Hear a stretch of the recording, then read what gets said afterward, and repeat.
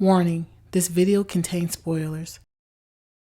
We all want to know who the love of our life will be. Just imagine walking through a crowd and they're pointed out to you. And it's a prostitute. It's not what you were expecting, because we all imagine that our soulmate is this perfect person. Yet, deep down, you know this person is the one, because God himself said so. In the historical romance, Redeeming Love, this is what happens. A man is told by God to marry a prostitute. The point of my first video, How to Love a Prostitute Part 1, I wanted to deconstruct this lie of unconditional love our culture claims to possess. I concluded that apart from our parents' love, unconditional love only exists supernaturally through God, if you believe in such things. But you would have to agree on this, that some people are toxic, and those people are probably best to be avoided for your own sanity. Yet, they deserve love too. We know that God wants good things for us. So, how could God be asking someone to forever be bound to a sex worker if God's true plan wasn't to torture them? We already established that prostitutes need love too. So, how do you love a prostitute? Redeeming Love is a story about a man named Michael who marries Angel, our main character, after hearing from God that she was his wife. He doesn't know at first that Angel is a prostitute, until he realizes that everyone in town quite fancies her for her work at the local brothel. Michael is a God-fearing man, so if this is what God wants, so be it. Regardless of how it will look to the religious peers, he goes to the brothel and lets Angel know he wants to marry her. She refuses Michael several times as he continues to return to the brothel, convincing her to marry him, which she does. She thinks Michael is crazy from hearing from God. Yet he starts to win her over by loving her through all of the issues she has. But even with all his efforts, Angel ends up running away from him 3 times. And each time, Michael goes after her. But the 3rd time, he leaves Angel to decide what she wants on her own. When Michael meets Angel, she's being sold at a brothel. God told Michael to become one with a woman who had become many with all the men who had visited her. She had PTSD. She was manipulative, rude, ungrateful, untrusting, untrustworthy. She never did any decent work in her life. She was kind of useless. All she knew was fulfilling the desires of men. Even with all of this, Michael endured her ugly side to be the tool God needed to save Angel from a horrific future. It's very natural to believe that before someone can be accepted, they must have all their shit together. I believe this myself. You shouldn't invite someone in your life who you know isn't in a good place. But what do you do when that person's already in your life? Maybe it's family or someone you fell in love with. Maybe you weren't aware of the skeletons in their closet in the beginning. In fact, it would be smart to get rid of them fast. It will drag you down and mess up your mental health. Let that person go. But I do believe in giving people a second chance only if they know their issue and are willing to get help. That means them taking action to get help versus them saying they will. Talk is cheap and only action reveals one's character. Love endures, even with setbacks.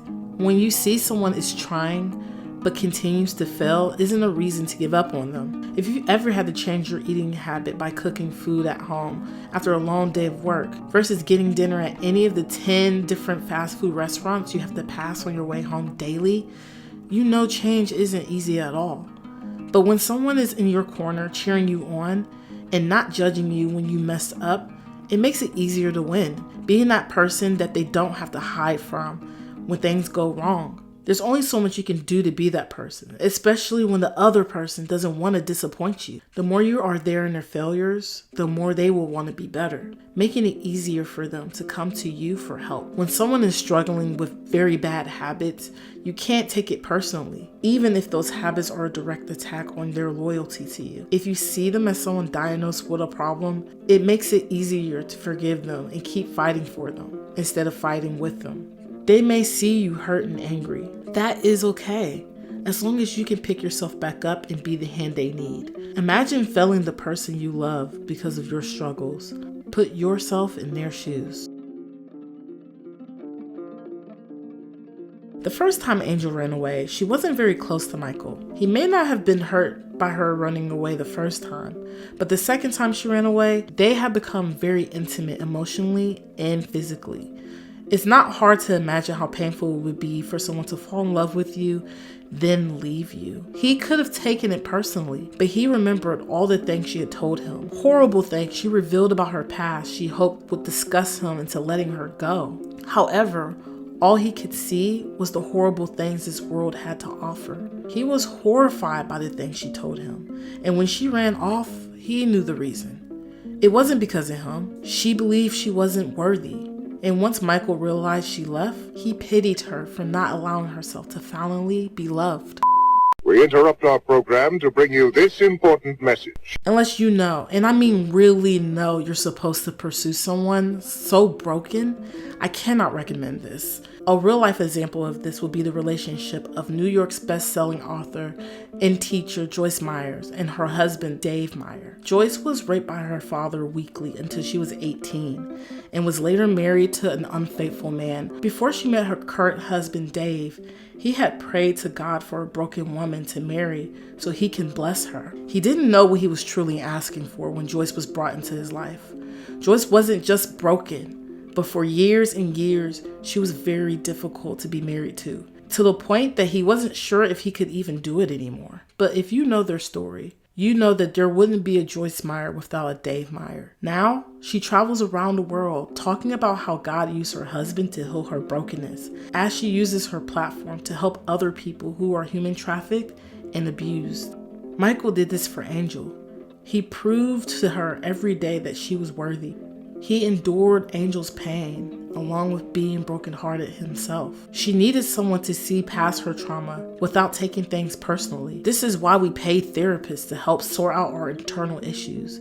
But the fact that those same therapists must have their own therapists after working and listening to clients' traumatic situations is proof that we aren't made to take on all of one's burdens.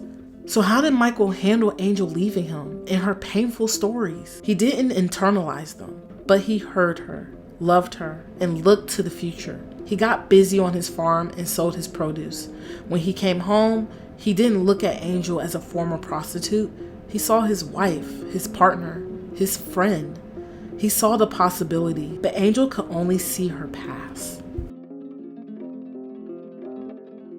The third time Angel ran away, Michael didn't look for her. She leaves this time because she's haunted by the fact she could never give Michael children. Because of the abuse she suffered as a prostitute as a child, it left her infertile. She hoped that he would remarry and have a family he deserved. Without saying her reasoning for leaving, Michael doesn't look for Angel this time after God tells him not to. She finds a job using the skills she learned from being with Michael. Angel doesn't want to return to prostitution, but she is discovered by her first pimp, Duke, whom she ran away from when she was 15. He forces her to work for him again, and Angel's fear causes her to obey. She becomes so desperate, she prays to God for the first time. A miracle happens where herself and 2 other children from the brothel are set free from Duke, causing him to no longer have control over her. But instead of returning home to Michael, she decides that she's going to teach other women the skills she learned so that they didn't have to choose prostitution.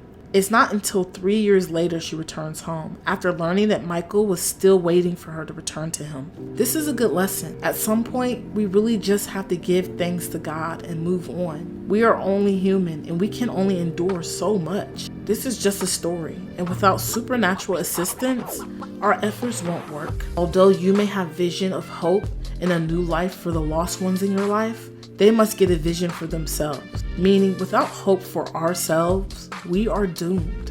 It's not enough for people to hope in us, but we must see a future for ourselves. After you have done all you can, they have to let you go. They need to see how valuable they are, not just to you. A prostitute in this story is just a metaphor for a difficult person.